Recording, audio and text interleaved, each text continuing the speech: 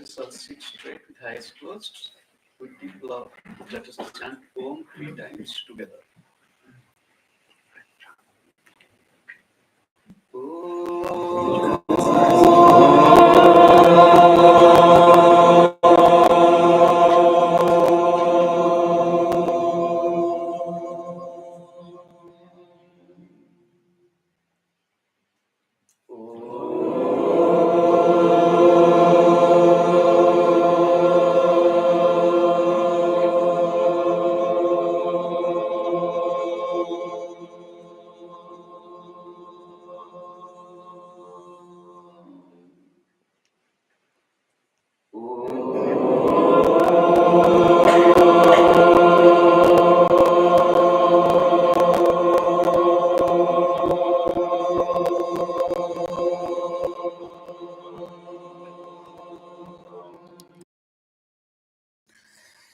Sri Gurave Namaha.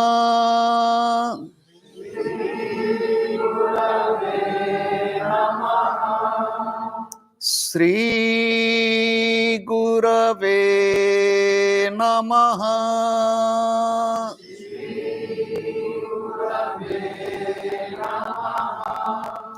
Sri Gurave Namaha.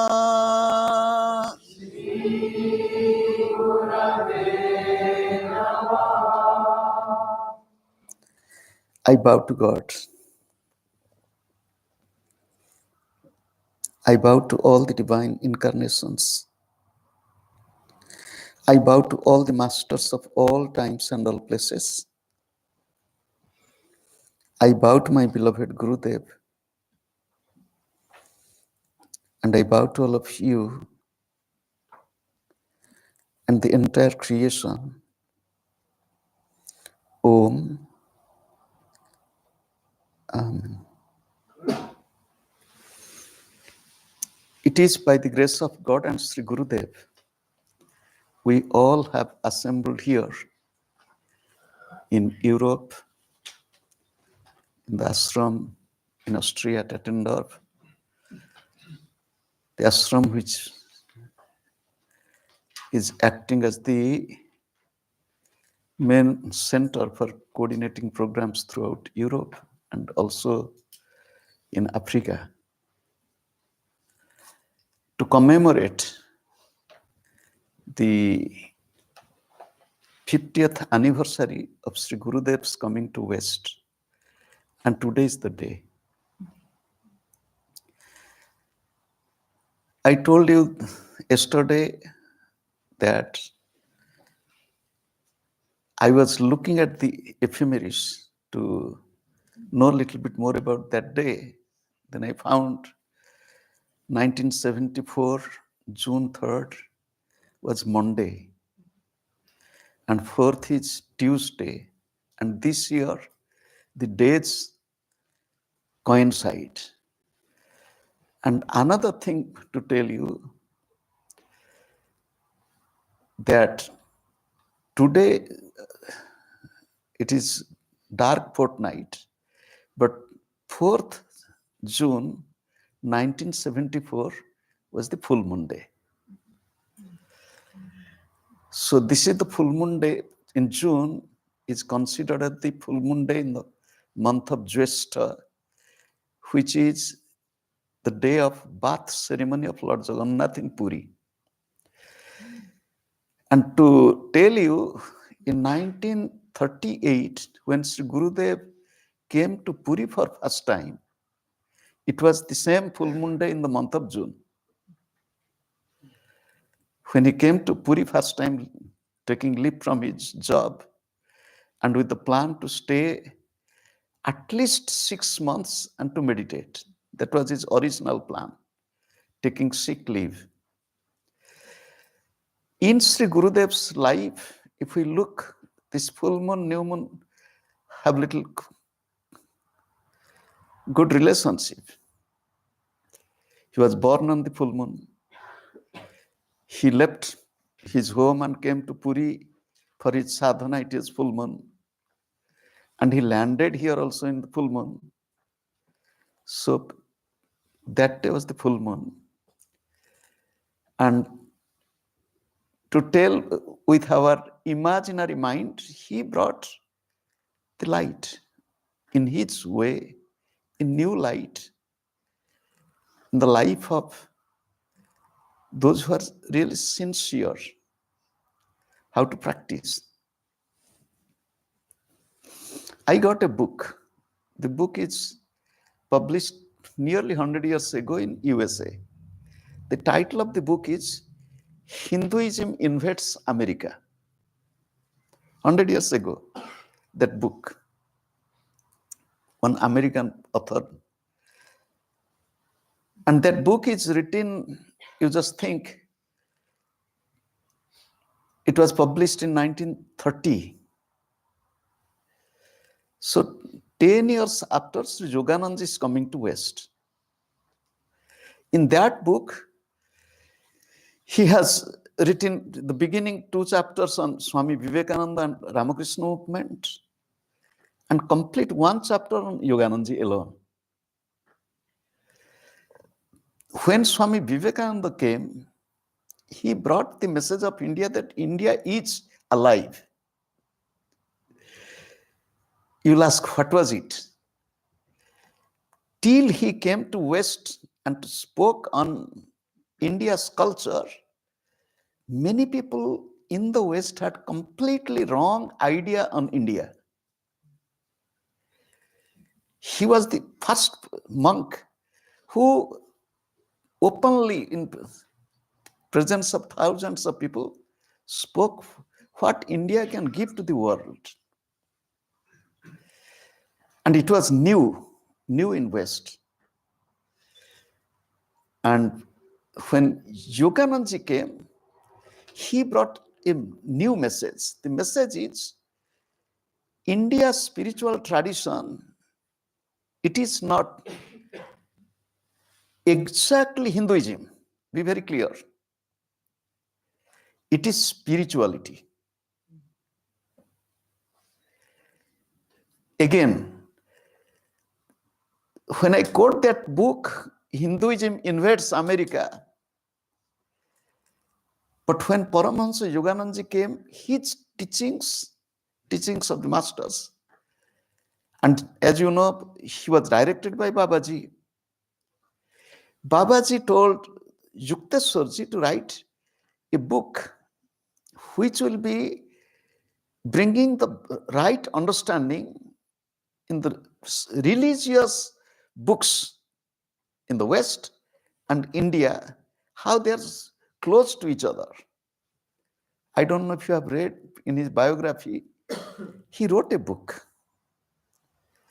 And that book he gave to a priest, Christian priest, who was in Srirampur. He was a Frenchman. He took and never returned. I don't know if you have heard about it or read about it. He took the manuscript. It was not printed. He gave, because they were friends. And there was discussion between. I remember when I was young, in my 20s,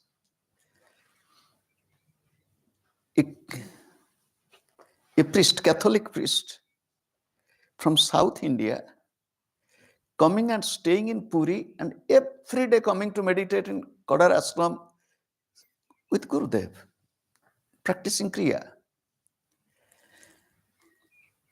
The message of the masters of Kriya Yoga, it is the harmony.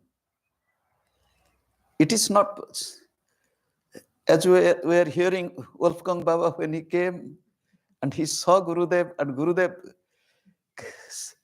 spoke so much, and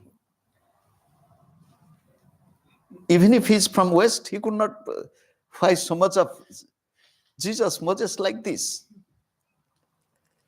But goal is one, paths might be many, truth is one. Our approach to that truth might be different.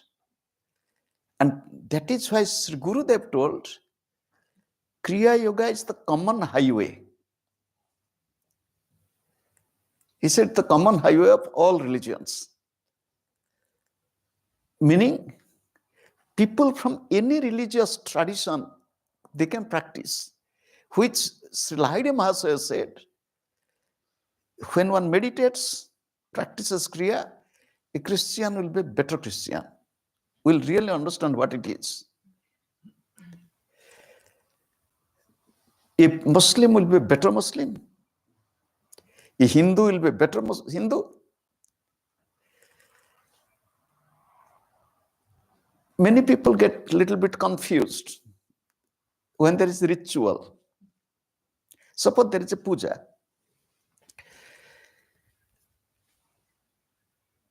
Does it belong to Hinduism or not? People will come, ask. Yes, it is a ritual, is a common thing in all religions. Different religions have their own rituals in their own way.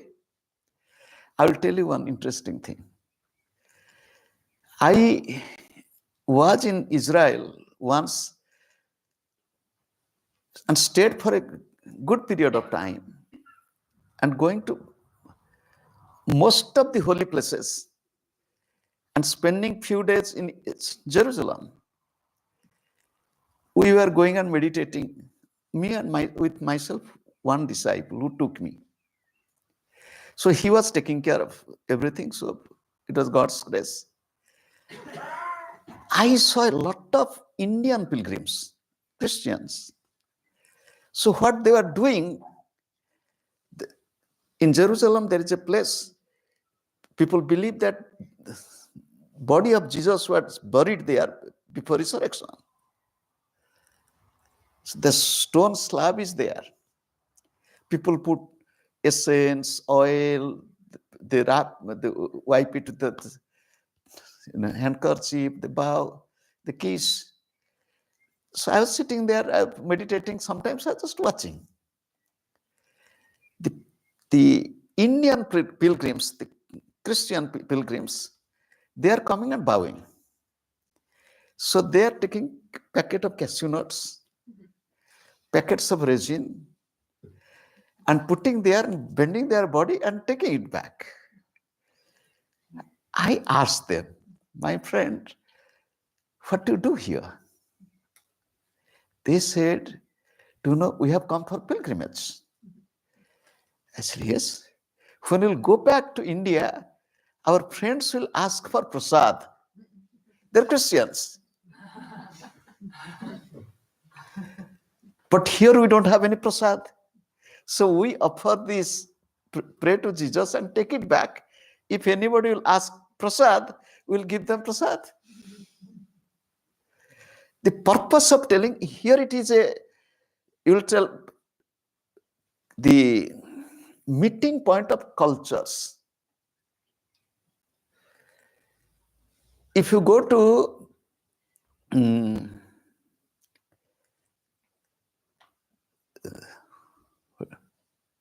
USA, North or South America, you will find there are places where two oceans are meeting, Pacific and Atlantic.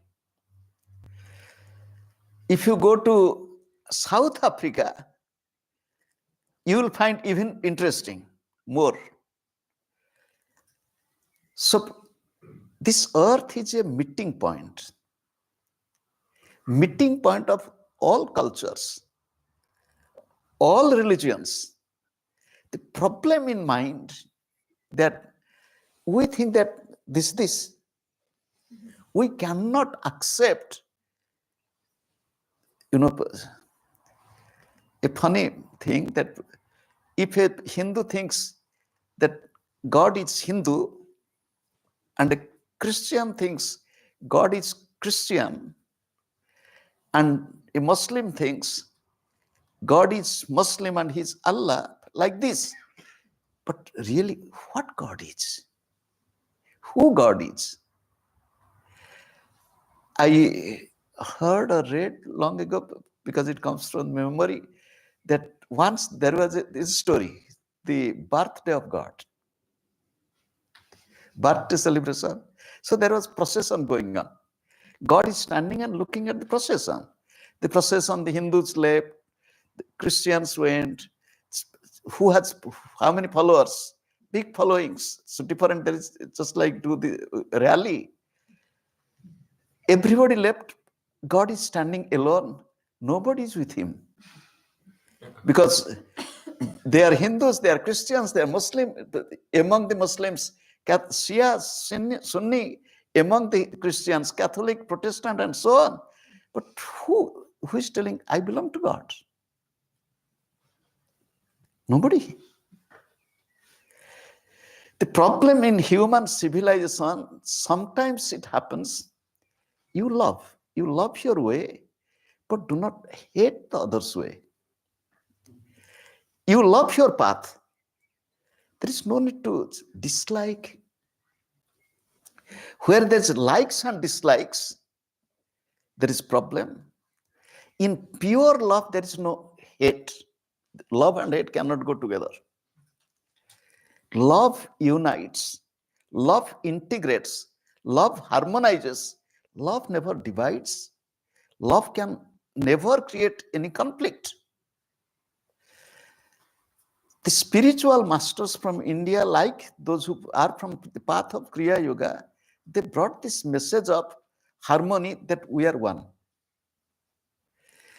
When I was young, staying with Gurudev in India, he used to tell, at that time I was not understanding so much. He was telling the Hindus worship many deities.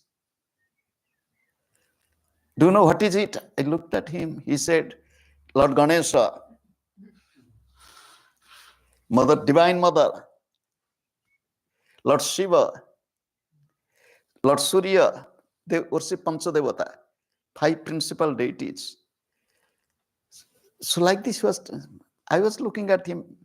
Slowly I understood, gradually I realized how practical it is.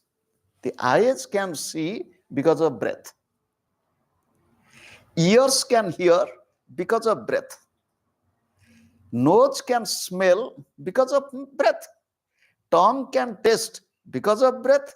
Skin can touch because of breath. These are the 5 aspects of divinity represented through 5 sense organs and 5 sense objects, and all conducted by breath, and that is because of the soul. Soul is one, the deities are many. So many people think the Hindus worship many deities. No. Just like you look at the food, you look through the eyes. Once looking through eyes, also eating. You smell through the nose, food is there. You smell through the nose. Smelling through the nose is eating. So it is not just we eat with the tongue and mouth. Touching is eating. Sometimes I told in humor that here in West, we use spoon and fork. For eating, we don't touch it. We miss 25% of joy in eating. You'll ask, how? Just like we enjoy food through looking, we enjoy food through smelling. It is not just by eating. We enjoy through all these. We also enjoy food through touching. Do you know, when I came here and started taking soup, because soup was not so much in India. Nowadays it is getting much more popular. So taking soup in the spoon, with the spoon, it was, you don't know how hot or cold, or can tongue tolerate it or not. Or even with a piece of vegetable with a fork. Sometimes you might have felt it is hot, but the finger will not allow you to take this type of food touching with the finger. I'm not advocating it. When we are in hurry to wash hand, to do this, it is, I thought, why this spoon and fork came? It is my thinking. Do you know why? Why did you use? I asked people here in West in my early years. They said it's our culture. I said, what is the foundation of this culture? Why do you do this? They said, why? I said, I have some answer. They looked at me. I said, do you know there was less water? They said, what? We had less water here? I said, yes. They said, no. I said, yes. He said, water can be crisis in India, not here. I said, no, you don't know. You think 500 years ago, 800 years ago, 300 years ago, in winter, where was water? Where was that water? Bring a chunk of ice, heat it, make some water, with that water to sponge the body to minimum water use. During those days, it was life. And if you take food with the finger, you wash your hand before eating, wash your hand after eating. You need so much of water if you eat with a stick. So very little water is needed. So conservation of water. I don't know, it is my imagination, but it has some sense, some logic. When Gurudev told, he was talking all this when I was young, I was looking at him, understanding, not understanding, and sometimes misunderstanding. Do not, I really got misunderstood, or I misunderstood him when he spoke on food. And it was also, this happened on the first meeting with him. The first meeting.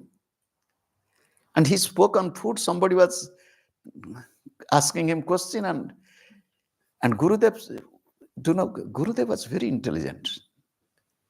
When he knows a person has ego, he will hit on ego in such a nice way. Oh God, he will make flat tire. Completely flat tire. That person, when he was talking of food, so Gurudev said, do you think that eating vegetarian food will be God realized? Will make you spiritual? Like this he was talking. And that person was trying to convince Gurudev. And I was silent spectator. I was thinking, oh God, here is a monk, Hindu monk in India. It is not in Europe or USA. He should tell you should take pure vegetarian food. You should take this. But he's talking all this. At last, do you know what Gurudev said? Gurudev said, why you are eating so much of flesh, non-veg food? He said, no, I am pure vegetarian. He said, no, you are a non-vegetarian person. He said, no, I am vegetarian. Then Gurudev said, speaking against even non-vegetarian food, telling that this is bad, with talking means eating. Thinking means eating. Talking about it also eating. He said, why your mind will be there? Why will talk all these things? Do you know Gurudev's life, his teaching? Do you know, when I came to Gurudev,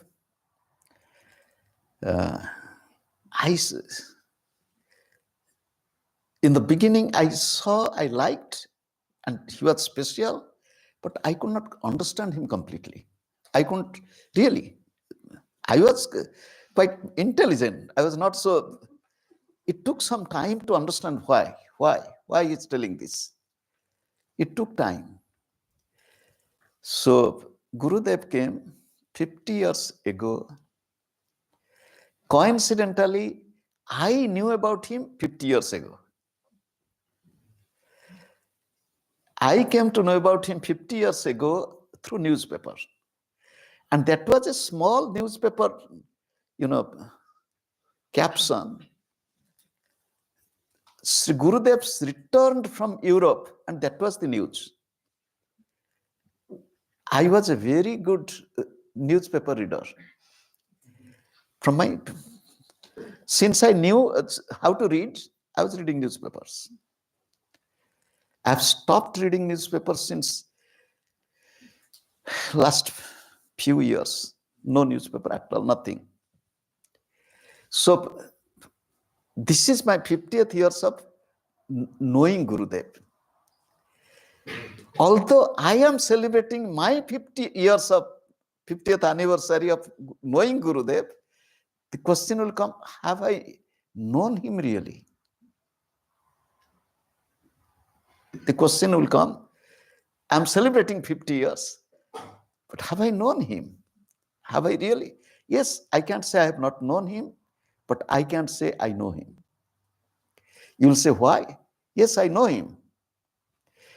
Do you know, once I was traveling from Kolkata to Puri, all by myself. It was maybe 15, 20, 18 years ago. Surely 18 years ago, before centenary. So the train was delayed from Cuttack to Puri. It took, which is hardly maximum 2 hours. It took 7-8 hours. So I was sitting alone and working. One gentleman asked me, where are you going to? I said, I'm going to Puri. He said, are you a monk of Ramakrishna Mission? I said, no. Monk of this? I said, no. Whatever he knew. Said, then where? I said, I live in an ashram. It is outside Puri. My Gurudev's ashram is Balighai. He said, oh, then he took my name. He told, his ashram. I said, no, it is his Gurudev's ashram. He says, I know you. So you know him? Taking this name. You know him? Yes, I know him. He said, then he started talking about me. So then I didn't say anything. So train finally reached Puri, and he was owner of a hotel. And what he said is all right, but he has never seen me, he has heard. Or he might have read somewhere, he has heard. So when he got down first, he found a friend of him has come to receive me. He asked him, why you have come here? Then he said, do you know, he's coming. Then he stood there. When I got down, he bowed to me and said, please excuse me. So knowing has different levels. Till now, I cannot say I have really known Gurudev. I have really understood Gurudev, but I am understanding, knowing more and more, more and more, more and more every day. When we are celebrating Sri Gurudev's coming to West, and this is the 50th year, I saw him in India and I saw him in West. So also Peter Baba, and so also quite a few others, like Joachim Baba is sitting Harminema, they have seen Gurudev in India, Gurudev, they've traveled with him. So I have seen him in India, I have seen him here. I have traveled with him in India, I have traveled with him here. And I lived with him in ashram in India, different ashrams. And here also, I lived with him. And I found in him, I can't say he belonged to India. I cannot say he belonged to West. I can say he belonged to the earth.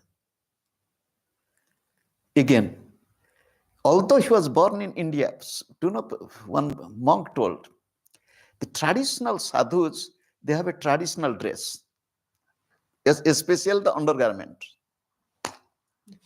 When I came to Gurudev, I didn't find it.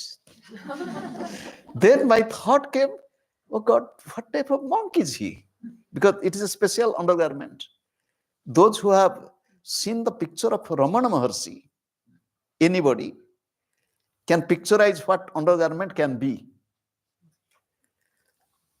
So later on, I realized he had undergarment, but not traditional. Because He accepted. Gurudev is such a beautiful monk. He accepted what is good from east, good from west, what is good for himself. That's all. And he was not orthodox, he was not dogmatic, and he was so practical. And he belonged to, why did Gurudev spoke so much, for example, on Jesus? Why?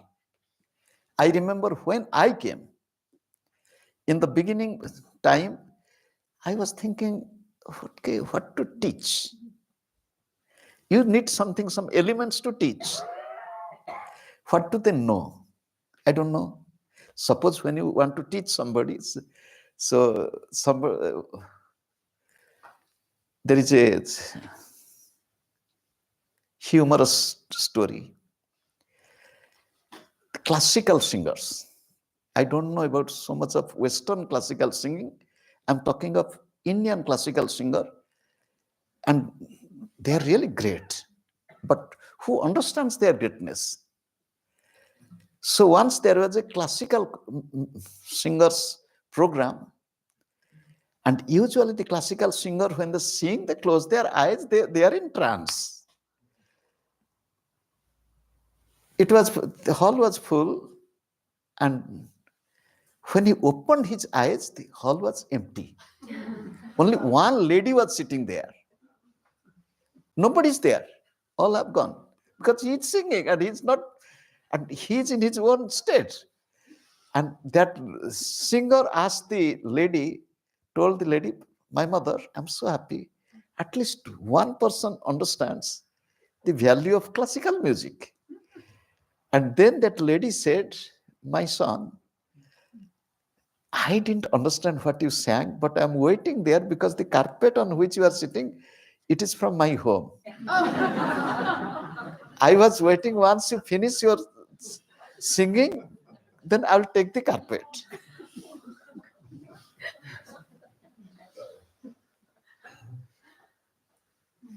Do you know why I tell this?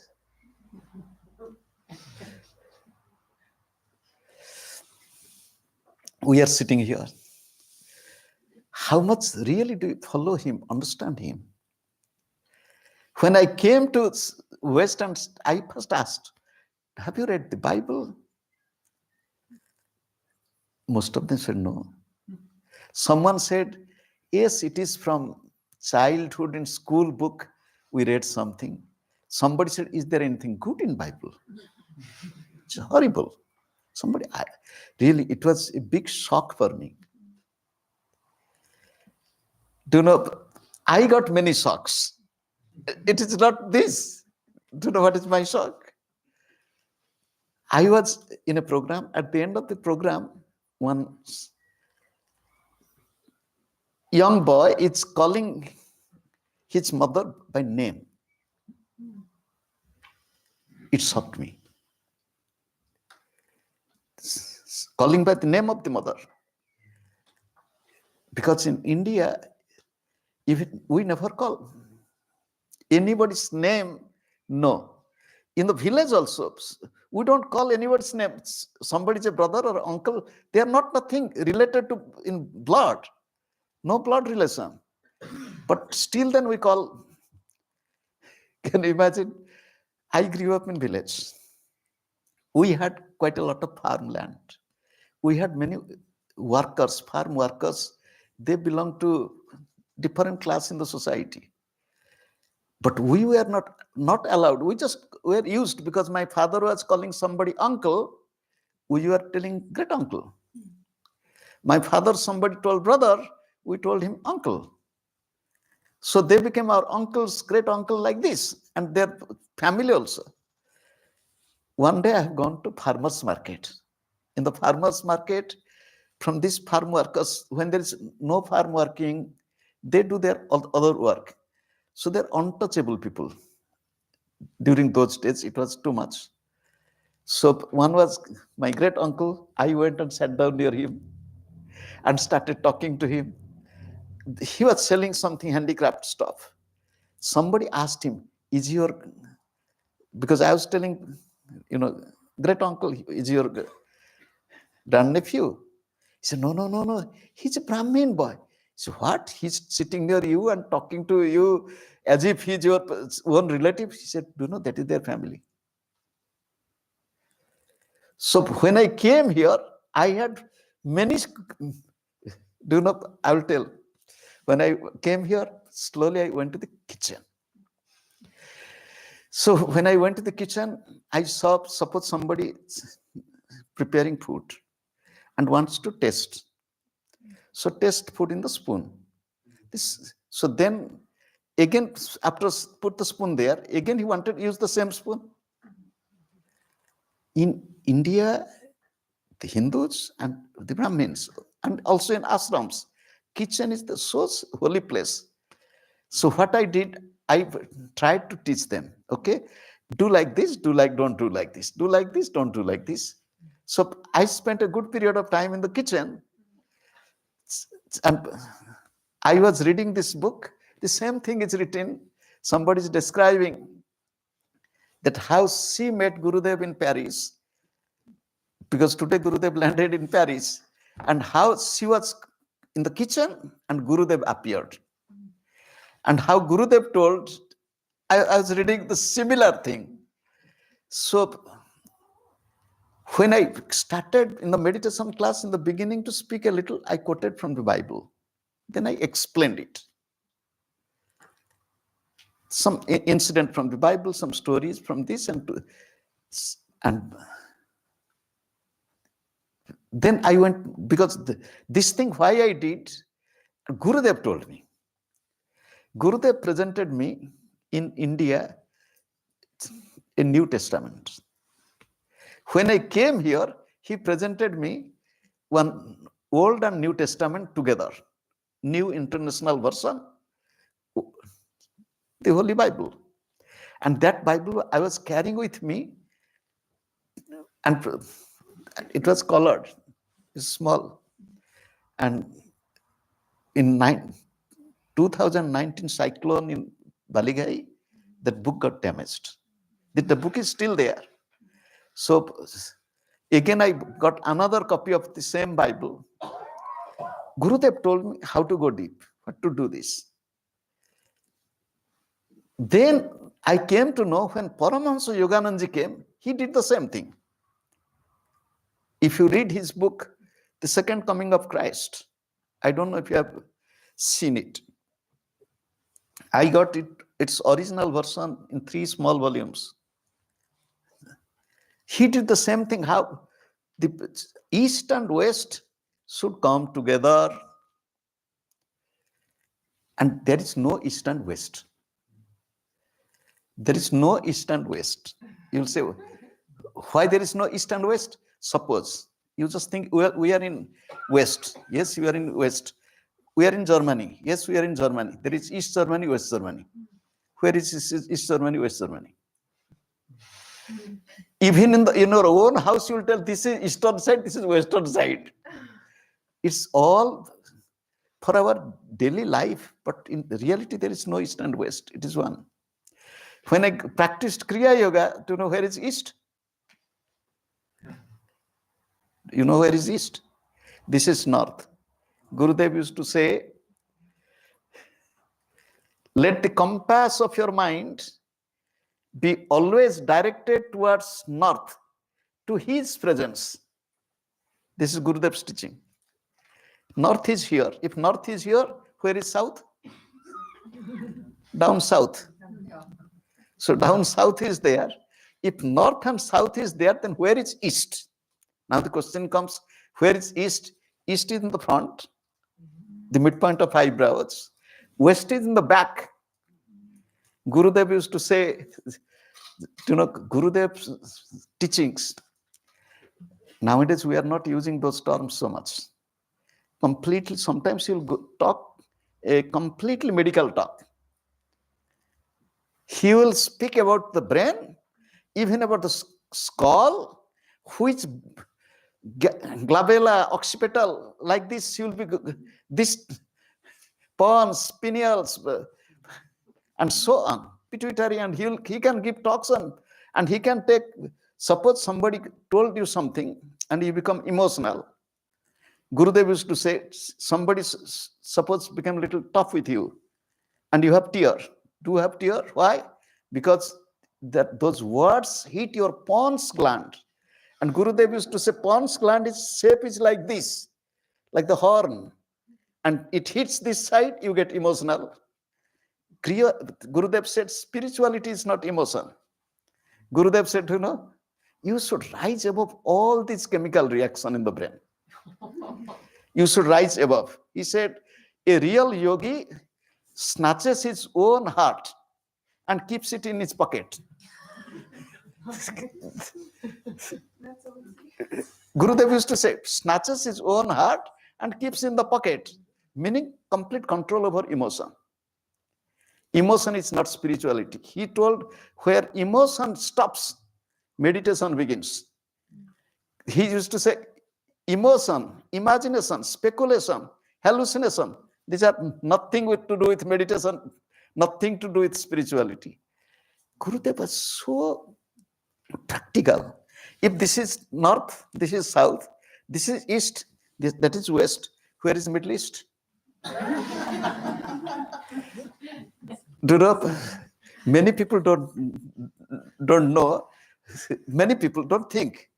Jesus was not born in Europe. Jesus was born in Asia. Which continent? Tell me, which continent? Asia. Jesus was born in Asia. Buddha was born in Asia. All religions came from East or Middle East. All religions at present come from East and Middle East. Gurudev came to West, and before Buddhism, somebody was asking about Buddhism. Before Buddhism, Hindu monks did not come out of India. The first Indian monks coming out of India, going other places, they are the Buddhists. And they were long before Christ. They were long before Christ, those who started moving out of. And Buddhism from during those days, if it went from India towards Japan, it went or not? Jain Buddhism, everywhere, Thailand, everywhere Buddhism. Now the question mark, didn't Buddhism come westward? If they could go eastward there, have not they come eastward, westward? Answer is yes. What is happening? We are intolerant. Intolerance is a problem. Meditation's spiritual understanding brings endurance, tolerance. Remember, to be very honest, yes, I am born in India.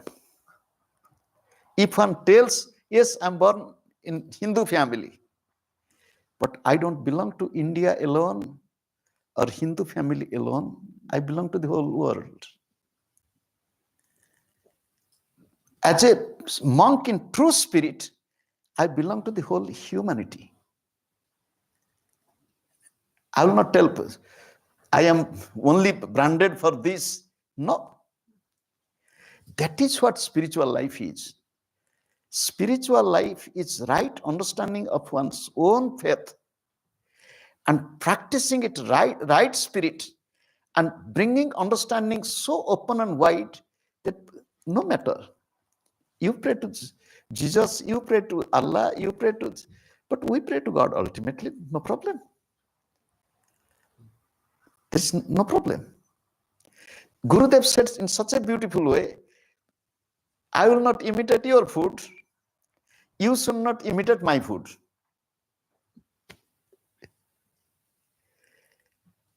Your food is your food. Gurudev said the food which you can easily digest is your food. Gurudev did not speak, he spoke very clearly, but very openly. Your food is your food. So Gurudev was such a beautiful personality. And to me, although I cannot say I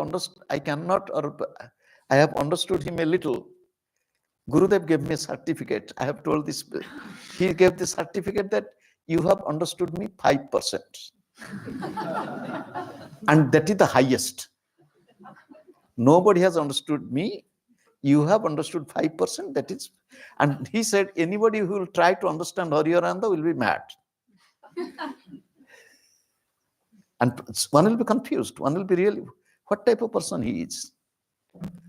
So, once somebody went to ashram in Miami during Gurudev's time, and he looked at each place, this, that, and in Gurudev's room, he counted. He counted how many pictures of Jesus, how many pictures of Mother Mary, how many pictures of Krishna, or how many pictures of this, that, they're there, and wrote a big letter to me. It is not a pleasant letter, but letter. Then the question is why? Then I asked him, why did you not ask him? Then he wrote, I didn't have courage. You could write me, you didn't have courage to ask Gurudev. And it was his room, you saw, you should have asked him straight. And he could have made you straight there. Gurudev had his own way to make you straightened. And he knew, and he really knew what to do. In Gurudev's parents' home, that is no more, it's old house, it is demolished. But there is a picture which is printed in last year's book. What is the title of the book? Divine Tribute. Humble Tribute. Maybe. That is during Gurudev's temple in Abhipur inauguration. In the old house, there is you can imagine, in India, it was during his father's time, there is a crucifix, Jesus on the cross, in a Hindu family, and during those days, he grew up in that family with such wide openness. In Gurudev's room in Kadar Ashram, I found one picture. It was there. If anybody remembers, in his room in Kadar Ashram, it had 2 doors. It was not a big room where he slept and met people. And one door to the outside to open garden, the other side from inside to enter the room. So if you look at the Gurudev's bed, on the left side wall, there was one wall clock, very old wall clock. Next to it, there was one picture of Jesus on cross, Mother Mary, and also a snake, skull, and it's small, this size picture. One picture there. No Hindu monk in India, ordinarily, and especially in Puri, will keep this type of picture in his room. Can you imagine? I'll tell you about Gurudev. This was one side of his room wall. The other side of the wall, if you look at his bed, the back. So there was a bookshelf. Then on the wall, there was a small frame, black and white picture of Gurudev's parents. And in the middle, Gurudev's first Guru, Vijaya Krishna, about whom I told many times. So few monks came to visit him.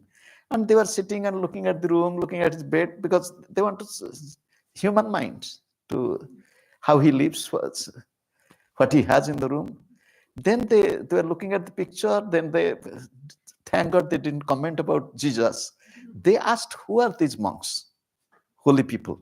Gurudev said, parents and my childhood guru. Oh, are you not a monk? The question, are you not a monk?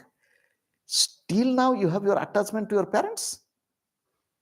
You have kept their picture in your room? This was the question of the visiting monks. Gurudev said, do you know, I am not a monk. I'm trying to be a monk. By your grace, I'll be monk. He told in such a humble way, I am trying to be a monk. I cannot tell I am a monk. But do you know, this body, when I look at this body, the eyes of my mother, cheek of my mother, it flashes in my eyes. So long as the body is there, the parents are there. What to do? Gurudev was telling this, and it is true. Yes, one is a monk. Somebody asked me when I was new here, few mothers were sitting, somebody asked me, do you love your mother? I asked, why? Because you are a monk? I said, do I love you all? They said, yes. I said, who are you to me? Huh? Who are you to me? If I can love you, if you can love me, one who gave birth to me or this body, what mistake did she do? If I can love you, why can't I love her? It's very, and this is strange. Yes, renunciation is good. Attitude of inner detachment is good. Not to be emotionally attached, but if I am to love everybody, I am to love everybody, includes the mother. And Gurudev was that. I will tell you another thing. Yukteswarji did not allow his mother to stay in ashram. Even in Puri, he had outside rented place. Whenever his mother came, mother stayed there. Gurudev brought his mother to ashram, his own mother. Gurudev's father told Gurudev's mother that I will die and you will live 8 years after my death, 8 years of widowhood. Don't be upset. You have your many sons, but your youngest son, who is monk, he will look after you much more than others. He forecasted all this, and the same thing happened. After Gurudev's father's demise, Gurudev brought his mother and kept the mother in Kodarashram. If you see that book, you will find the book which was printed last year. There is a picture Gurudev and his mother, black and white picture, very picture in not such good condition, but it is there. Gurudev's mother and Gurudev. Those who have gone to Kodar Ashram, they will find there is a billow tree, wood apple tree. It is in between the meditation hall and the Gurudev's residential building. That tree was planted by her. Gurudev kept his mother in ashram. Not only that, took care of her in own hand. When she was bedridden, doing, going toilet and everything, Gurudev was cleaning everything in her own hand, his own hand. Mother. So you can see the, how to say, Yukteswar and Gurudev, and the thing is, Gurudev is such a beautiful personality and who came to West. And again to tell you, but because today is the special day and coincidentally this Tuesday he came. And another thing, today was the full moon he came. The day he came, that was full moon. His first public talk, it was on 6th, and that was Thursday. The 6th of June, his first public talk, and it was in Switzerland. So he came from India. The first place where he landed in West is Paris, France. And the first place where he gave his talk, it was in Switzerland. So we are celebrating his 50th anniversary. But what is the purpose of celebrating it?